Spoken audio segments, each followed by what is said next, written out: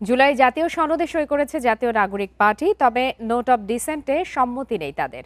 সোমবার সন্ধ্যায় রাষ্ট্রীয় অতিথি ভবন যমুনায় প্রধান উপদেষ্টার সামনে স্বাক্ষর করেন নেতারা।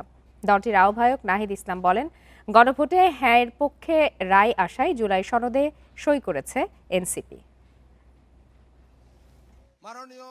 ২০২৫ সালের ১৭ অক্টোবর সংসদ ভবনের দক্ষিণ প্লাজায় জুলাই সনদ স্বাক্ষর অনুষ্ঠান হয়। সেখানে বিএনপি জামায়াত সহ ২৫টি দল সই করলেও এনসিপি করেনি।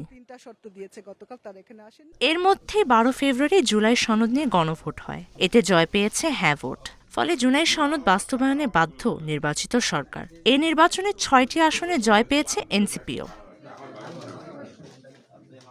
এ পরিস্থিতিতে প্রধান উপদেষ্টার বাসভবনে জুলাই সনদে সই করল এনসিপি। এ লক্ষ্যে কাজ করার অঙ্গীকার করেন আক্তার হোসেন। আমরা সেই জুলাই জাতীয় সনদে আমরা স্বাক্ষর করেছি এবং আমরা একটা শর্ত সাপেক্ষে সেখানে স্বাক্ষর করেছি। আমরা বলেছি যে নোট অফ ডিসেন্ট ব্যতিরেকে গণভোটের গণরায়ের পূর্ণাঙ্গ বাস্তবায়ন সাপেক্ষে জনাব নাহিদ ইসলাম আহ্বায়ক এবং আক্তার হোসেন আমি সদস্য সচিব এই জুলাই জাতীয় সনদে আমরা স্বাক্ষর করলাম। আর নাহিদ ইসলাম জানান, নোট অফ ডিসেন্ট বাদ দিয়ে জুলাই সনদে সই করেছে এনসিপি। এখন থেকেই সংবিধান সংস্কারের কাজ শুরু হবে। নোট অফ ডিসেন্টের মীমাংসা গণভোটের মাধ্যমে হয়ে গিয়েছে।